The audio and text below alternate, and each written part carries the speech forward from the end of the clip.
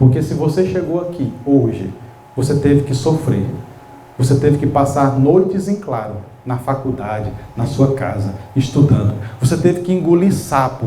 Ao longo da sua jornada profissional, foram tantos chefes que você teve, tantos coordenadores, diretores, tanto chefe, entra um, sai outro, e você teve que aturar tantas situações constrangedoras que realmente apequenavam, não valorizavam, mas tudo isso nos leva a um processo de resiliência. E resiliência é uma habilidade da inteligência emocional. É essa capacidade de passar pelo cadinho da dor e sobreviver. E sair do outro lado do processo fortalecido. Que nessa manhã a gente possa olhar para o pouco que temos, com alegria, com contentamento. Vamos celebrar o pouco que temos. Coloque metas ousadas. Queira algo para a sua vida. A cada manhã coloque um novo objetivo. Pequeno, médio, grande, audacioso. Mas celebre as pequenas conquistas. Porque o processo ele é composto por pequenas fases, etapas. Olha para o chão. Olha agora para essa cerâmica que está no chão. Cada quadradinho desse é uma fase de um processo. O objetivo é você chegar até mim. Venha etapa por etapa. E você tem que tomar decisões de caminhar, de avançar, de prosseguir. Cada quadradinho é uma etapa. Nós queremos chegar no fim da viagem sem nem ter saído de casa ainda. Sem nem ter dado o primeiro passo. Eu quero uma pós-graduação, mas não sabe nem qual é o curso que quer, nem fez a inscrição ainda. Mas ele quer. Eu quero progredir na carreira profissional, mas ele nem se perguntou o que eu tenho que fazer para progredir, para alguém me ver e me reconhecer. Vamos fazer essa pergunta: o que é inteligência emocional? A inteligência é a capacidade de resolver problemas. Portanto, inteligência, gramaticalmente falando, é apenas uma capacidade resolutiva, serve para resolver alguma coisa. Inteligência emocional, então, ela tem essa capacidade de resolver problemas emocionais. Somos racionais, porém emotivos. Aristóteles, na sua filosofia, vai dizer: o que é o homem? Um animal racional. E Daniel Goleman, ele começa a sua escrita, o seu livro sobre inteligência emocional, começa citando Aristóteles, falando sobre os hábitos, a repetição sucessiva de pequenas atitudes, gestos, se torna um hábito. E o hábito é uma segunda natureza. E o que é natureza? Princípio de ação. O hábito é aquilo que move você. O que faz você escolher o que você escolhe. O que faz você agir da maneira que você age. Como que você se move na realidade. As escolhas que você faz. Advém de onde? Da natureza, princípio de ação. Existe a natureza humana e sobre essa natureza humana tem a sua personalidade enquanto indivíduo, enquanto pessoa. Inteligência emocional é a capacidade humana de se conectar comigo, consigo mesmo, com os outros e ter o melhor dessas reações, gerando assim harmonia, produtividade individual e sinergia produtiva. Isso é muito pragmático. Quando você está bem, você é doce, você é amável, ainda que você seja uma pessoa racional, durona, fechada, mas quando você está bem, as pessoas se sentem bem do seu lado. Quando a gente está mal, azedo, a gente tem a tendência de dar uma resposta áspera, que machuca, que fere o outro. É uma palavra, é um gesto, é uma atitude que vai ferindo, igual a ferrugem. Começa a corroer as relações humanas. A boa convivência se torna difícil. Quem é você? Nós somos um ser animal racional. Nós somos um ser de memórias. Quem aqui assistiu o filme O Doador de Memórias? Levanta a mão. O Doador de Memórias. Ainda não? Tá uma dica cultural espetacular para vocês. O filme O Doador de Memórias. E o filme começa preto e branco, mas é um filme atual. E no meio do filme você percebe por que o filme é preto e branco. Porque as cores, a diferença, tanto da cor da pele para a cor da roupa, é uma questão de conhecimento. E o que é o conhecimento senão uma memória apreendida, adquirida? Por isso que o Platão, filósofo Platão, mestre de Aristóteles, vai dizer que conhecer é recordar. Ou seja, é trazer uma memória à luz da consciência. Conhecer é recordar. Você ensina a criança, ela aprende. E amanhã você faz a pergunta e ela recorda. Ela traz a memória à luz da consciência. Aí você percebe por que o filme é preto e branco. Porque as pessoas não tinham as memórias das diferenças culturais. Nem a cor da roupa, nem a cor da pele, nem a cor do cabelo. Então era tudo insosso, era tudo igual. Não existia diferenças sociais. E nem ganância, e nem ambição. Porque como que você vai ter ambição e ganância por algo que você não sabe que existe? Porque você não tem consciência de que existe. Ah, eu quero um cabelo loiro, vou pintar meu cabelo. Se você não sabe o que é cabelo loiro, como é que você vai desejar pintar o cabelo de loiro? Ah, eu quero emagrecer. Você não sabe o que é emagrecer, você não tem memória dessa realidade. Então você vai ser feliz do jeito que você é e você não vai ter a ambição de querer mudar uma característica física, uma característica afetiva. Você não vai ter essa ânsia por mudança. Por quê? Porque você não tem as memórias existenciais para querer algo diferente para a sua vida. Gente, o filme é espetacular. E é claro que surge uma galerinha divergente que começa a espalhar memórias e começa a colocar na mente das pessoas que a realidade é diferente e que você pode ser mais, querer mais para a sua vida. É uma narrativa muito interessante. Mas eu quero aqui que você viaje comigo nas suas memórias, porque a questão aqui é trabalhar o eu. Vamos trazer as nossas memórias pessoais para ver o que nós podemos aqui garimpar de preciosidade e usar isso como um instrumento e habilidade para nos alavancar até o nosso objetivo, até a meta que você se colocou hoje aqui, se comprometeu aqui a alcançar.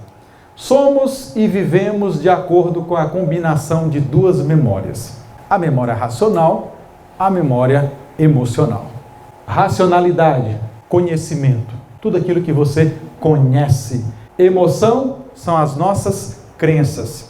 E o que é uma crença, senão uma perspectiva, um ponto de vista, a forma como eu vejo a realidade, a forma como eu vejo as pessoas, a forma como eu me vejo no espelho, essa perspectiva existencial, a forma como você vê as coisas. Então, vamos observar por que nós agimos magoando pessoas, ferindo pessoas, mas a gente não queria magoar e nem ferir as pessoas, mas foi inevitável. Gente, por que eu explodi? Por que eu fui assim? Por que eu fui tão ciumenta, possessiva? O que está acontecendo? Eu não quero ser assim, mas eu não sei. Quando eu vejo, já foi. A base da constituição da nossa afetividade é na infância. E você, pedagogo, pedagoga, lida com essa matéria-prima, quase que uma folha em branco. E nós vamos começar a imprimir conceitos, a imprimir conhecimento, experiências. Somos uma página em branco e as experiências vão sendo imprimidas naquela página. E a sua criancinha chega aqui como uma página em branco. E tudo aquilo que ela vai assimilando com você, professora, com o papai e a mamãe, com os coleguinhas dentro da escola, tudo aquilo vai moldando a sua personalidade. Ou seja, se todos os traumas que nós vivemos na nossa infância, refletem no nosso presente, na vida adulta. Os traumas da infância refletem na vida adulta da pessoa. A pessoa que é ciumenta, que é possessiva, porque lá na sua infância teve uma criação de muita insegurança, de muito autoritarismo do pai, da mãe que controlava, que prendia a criança. Você não pode, menina, não me obedece, não faça isso. Você foi tão maltratada nesse processo de infância, você cresceu uma pessoa insegura, porque o seu papai e a sua mamãe não te passou segurança afetiva. A agressividade nada mais é do que uma manifestação de insegurança. E o resultado disso é um adulto ciumento e possessivo, que não confia em ninguém. E qual é o problema do ciúme? Que você deixa de viver sua vida para poder ficar vigilantemente monitorando a vida do outro. E isso é uma desgraça, porque você não vive sua vida e atrapalha o outro de viver a vida dele. Porque o que somos neste mundo, senão viajantes, companheiros de jornada, mas cada um tem que estar atento à própria passada, às próprias escolhas e decisões, e tomar cuidado, porque a gente vai se esbarrando no outro, toma uma decisão, machuca, pisa no calo do outro, fere o outro, pede desculpa, pede perdão, retrocede para poder avançar. Mas não. E se eu estou aqui dirigindo o meu carro, a minha vida é um veículo, eu estou aqui no volante, mas eu sou inseguro, ciumento e possessivo, de tal maneira que eu quero dirigir o carro da colega, eu quero dizer como que ela tem que conduzir os alunos dela, como que ela tem que fazer o planejamento dela, como que a diretora tem que fazer a gestão da escola. E eu estou esquecendo de conduzir a minha sala de aula, eu estou esquecendo de fazer o meu planejamento, eu estou esquecendo de viver a minha vida de mulher e quero controlar o marido. E tudo isso constitui a nossa vida, esse grande mosaico existencial. Toda essa pluralidade de realidades, pessoal, profissional, afetiva. E nós temos que lidar com as consequências de cada escolha. E o pior de tudo, temos que lidar com os traumas que nós, da infância, meu Deus, nós não tínhamos nem consciência racional daquilo, nós só fomos traumatizados, alguém veio lá e estragou nós. Mas agora a gente tem que fazer um trabalho, um esforço para lidar com essa personalidade ferida, com essas emoções feridas que nós temos. Juntar os caquinhos de quem somos para poder constituir, identificar a nossa identidade. Quando alguém me entrega uma tarefa, eu agarro com unhas e dentes para me mostrar o que eu posso fazer e quem eu sou. Isso é identidade. Quem eu sou e o que eu posso fazer. Porque eu posso, eu me conheço, mas tem todo um processo de busca, de redescoberta, de rememorar. Nós somos esses seres machucados, fragilizados, vulneráveis. Mas quando a gente busca tomar consciência das nossas fraquezas, nós podemos torná-las fortalezas. A vulnerabilidade pode se tornar força para você. Tem jeito, é possível. Você precisa usar tudo que você tem de precioso, aquilo que é racional, conhecimento, e o emocional, as crenças. Porque uma crença, ela é reprogramável. Ela acontece num looping, ela vai te atingindo, pode te destruindo. Aquela pessoa insegura, possessiva e ciumenta, está vivendo em looping. Ela não confia no filho, ela não confia no companheiro, na companheira, ela não confia no chefe, no coordenador, no diretor, não confia nos colegas, não confia em ninguém, porque é insegura. O problema não é o outro, o problema sou eu que sou inseguro. Mas eu estou vivendo no looping, até chegar alguém e, com a pergunta certa, colocar você na direção certa. Qual direção, Acleilton? Tomar consciência. Em qual momento da sua vida você sofreu aquele trauma? Que foi o gatilho para desencadear toda uma história de insegurança na sua vida. Percebe? Você tem que achar o ponto, o gatilho. E aí o que eu faço quando eu acho? Aí você vai ter que trazer à memória aquela história de dor e de sofrimento e vai ter que mudar o significado. E vai ter que atribuir um novo sentido. O nome disso é cura emocional. Resiliência. Para quem não gosta da palavra cura, porque lembra de fé e religião, resiliência, ressignificar. E desta forma, aquilo que era fraqueza se torna fortaleza, força emocional, força afetiva para enfrentar os obstáculos da vida. Isso é sim possível de acontecer.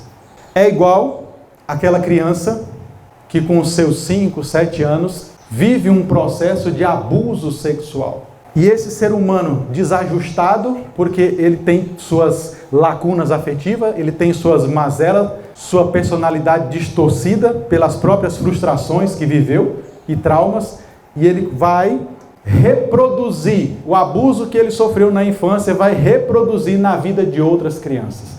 E torna-se esse ciclo vicioso de traumas, maculando almas inocentes. O trauma que você viveu na infância, ele tem proporções gigantescas na sua vida adulta. É terrível. É terrível. A criança, a menina que foi abusada na sua infância, e na vida adulta ela não entende, ela tem um companheiro e ela queria ser mais carinhosa, queria ser mais gentil, dar mais carinho no gesto, no falar, abraçar, brincar sensualmente com seu companheiro, mas não consegue. E não sabe por que não consegue.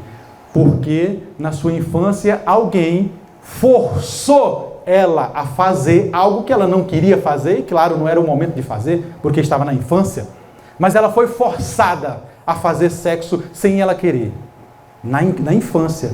E agora, na vida adulta, ela quer expressar a sua feminilidade e não consegue. Ela não consegue ser mulher porque ela foi traumatizada.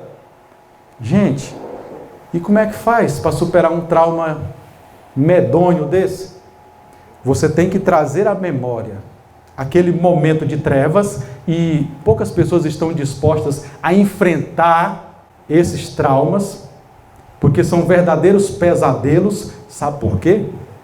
Porque hoje a neurociência, a ciência moderna diz que, e sabe cientificamente, o seu cérebro, ele não consegue diferenciar o que é uma lembrança do que é um fato presente, agora. Ou seja, tudo que você lembrar de 1 ano atrás, de 20 anos atrás, para o seu cérebro é um fato real que está acontecendo aqui e agora. Se você lembra de uma alegria, por isso que quando você pega suas fotos e fica olhando a foto dos seus filhos quando era criancinha, fica olhando as fotos do seu namoro e olha, meu Deus, como que era bom aquela época de namoro, e você sente uma alegria, por quê? Porque o seu cérebro começa a recordar todas as sensações boas daquela experiência.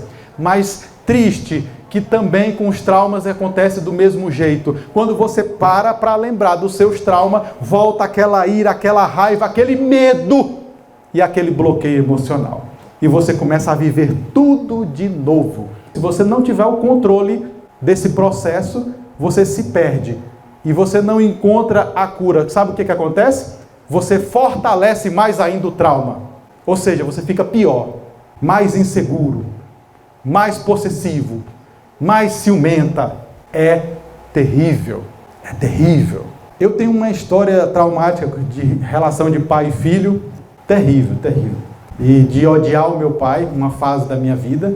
E nos últimos 30 anos nós estamos vivendo um processo de perdão contínuo. Eu já perdi a conta das vezes que eu pedi perdão para o meu pai chorando e beijando a face dele. Eu vivi, não foi uma vez, foi dezenas de vezes. Porque eu entendi que aquele momento de perdão, de cura afetiva emocional, ele não deveria acontecer só uma vez. Porque depois da primeira experiência que eu pedi perdão para o meu pai, aos 17 anos, que eu já tinha uma carga negativa e traumática, um pai ausente, um pai que não, truculento, duro, palavras grosseiras, não tinha afeto, não dava um abraço, não dava um beijo, não passava a mão na cabeça, não expressava carinho zero com um filho, e eu sou o primogênito, e eu fiquei muito magoado com meu pai durante toda a minha vida por essa ausência de carinho. Quando eu tinha 29 anos, eu conheci a história do meu pai, a história de vida. Aí eu entendi, por isso que meu pai é amargo, frio, vazio, incapaz de expressar sentimento, amor, um abraço, um beijo no rosto. Eu entendi. Só que levou 29 anos para me conhecer a história de vida do meu pai. A história afetiva de uma criança machucada. Aí, a partir disso, eu me comprometi a ser um filho melhor para o meu pai. Porque ninguém pode dar aquilo que não recebeu. Ninguém pode compartilhar aquilo que não tem. O meu pai perdeu a mãe dele aos 8 anos de idade, 8, 9 anos, a mãe dele morreu. O meu pai nasceu em Souzalândia, município próximo à Imperatriz, interior do Maranhão. Isso há muitos e muitos anos. Imagina, naquela época que não tinha asfalto e o meio veículo de transporte era pau de arara. Quando não, só no lombo do animal você ia a pé mesmo. E o meu avô, também um homem que não teve as referências afetivas, o amor de um pai e tudo mais, resolveu mudar. A sua companheira morreu, a velhinha, né? A companheira não era velhinha, era novinha na época, né? Muito bonita, vi a foto da minha avó Rita, muito bonita. E ao falecer, o que meu avô fez? Vou mudar os ares. Saiu do Maranhão, ali de Imperatriz, e foi lá para o Goiás, para o interior de Minaçu. E largou o filho para trás. Deixou o meu pai. Até aí foi até bom, porque o meu pai ficou sendo cuidado pelas tias e as primas. Estava ali no seio familiar, recebendo amor e carinho da tia, que eu conheci, que morreu, a tia-avó, que morreu recentemente. Eu a conheci, uma pessoa amorosa, uma pessoa alegre, extrovertida, gostava de dançar, toda semana ia lá no baile dos idosos e puxava um forrozinho e tal. Aí eu lembrei, entendi por que nós gosta de um forrozinho, a família, né? Já vem lá das antigas, rapaz, esse negócio, eu gosto. E ela morreu tem pouco, um ano passado, essa tia-avó. E meu pai estava lá.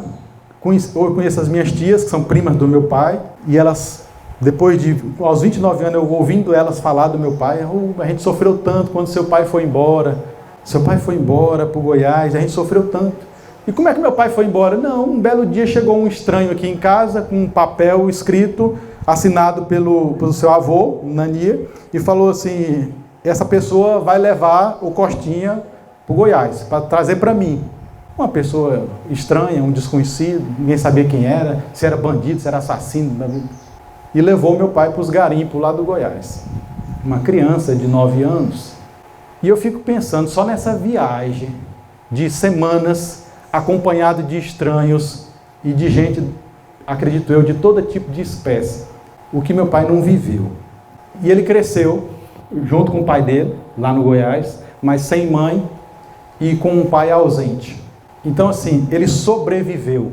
E quando eu conheci a história afetiva do meu pai, que não teve amor, porque, graças a Deus, nós tivemos ainda o amor de mãe, ainda que não tivemos o amor paterno, mas o amor de mãe transbordou em muitos de nós aqui, e isso nos tornou pessoas melhores. Eu percebi que eu precisava transbordar na vida do meu pai, um abraço, um beijo, um carinho, com um gesto, pedindo perdão e dando perdão a ele. E a gente vive ainda hoje esse processo de cura emocional. É muito gostoso. E o meu pai é aquela pessoa expansiva, comunicativa, brincalhão, conversa muito. E depois que ele se tornou avô, aí ele se tornou uma pessoa carinhosa, afetiva. Ele viveu um processo de cura com os filhos, porque ele viveu um processo de ressignificação. Conhecer esse relacionamento, esse amor de pai e filho, e agora transbordar na vida dos netos. Percebe isso? É importante ressignificar nossas experiências. Um novo sentido é uma nova perspectiva, é uma forma de olhar, de entender, de aceitar as mazelas que eu carrego, de aceitar a minha história de dor e de sofrimento. Eu preciso aceitar, eu não posso jogar fora e empurrar para debaixo do tapete. Não, porque é esse ponto de fragilidade que te torna forte. É isso que te fortalece. Quando você toma para si e usa isso de forma consciente na sua vida. Usa de forma consciente na sua vida. O conceito que eu compartilhei agora, a inteligência emocional, é a habilidade de você se conectar com as suas histórias, com as suas memórias, para fazer da fraqueza uma força. E aí, quando você se cura emocionalmente, você está pronto para se conectar com outras pessoas. Se conectar sem machucar, sem ferir, sem magoar.